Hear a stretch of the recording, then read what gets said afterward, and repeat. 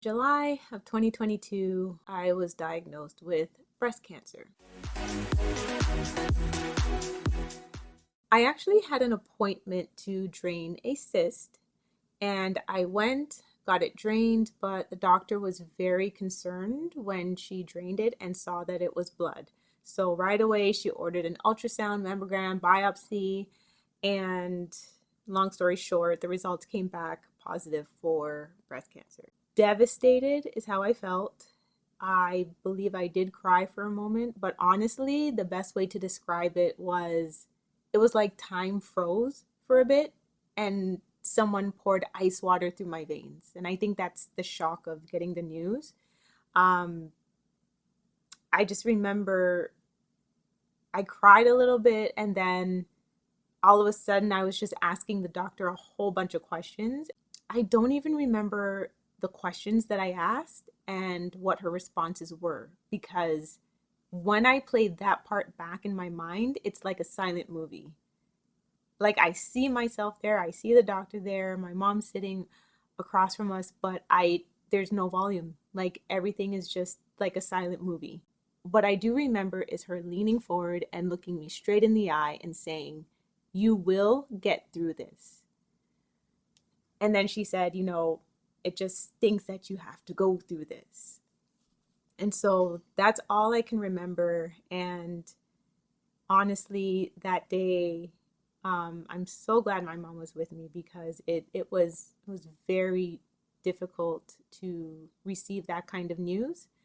I remember changing from the hospital gown into my street clothes and, crying in the change room. I remember walking through the halls of the hospital, going back to my car. I was crying, tried to hold it in, but couldn't hold it in because I was, again, devastated. And when we got to the car, my mom was saying, take all the time you need, cry if you need to, be angry if you need to, but we won't go anywhere until, you let out your emotions. And I'm glad that we sat in the car for a bit, because it helped me to get myself together, and then we went home. If you're waiting for results for something like this, try to have somebody with you. I say that because people act differently when they receive, news like this. Some people, they might go into battle mode and say, okay, well, I'm going to fight this. Some people are devastated. Some people cry. Some people go numb. But whatever your state is,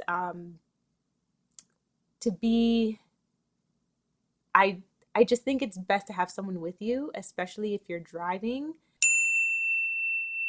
What I'm about to say in the last part of this video is just a suggestion or a word of advice, because with what has happened to me, I don't want to keep quiet about it. Instead, I want to share it in hopes that it will help someone. Some cysts are benign and might even go away on their own. Others can come back, and some do not go away. I am not a medical professional. Please see your doctor and definitely listen to your body. Make sure you do what you can to get rid of whatever it is. And in this case, I'm talking about a cyst. From what I know, in Canada, they don't surgically remove a cyst, they drain it. So you'll go in, they'll numb the area, then they'll get the needle, drain the cyst, and that's it. I know they say that cysts are usually benign, or they go away on their own.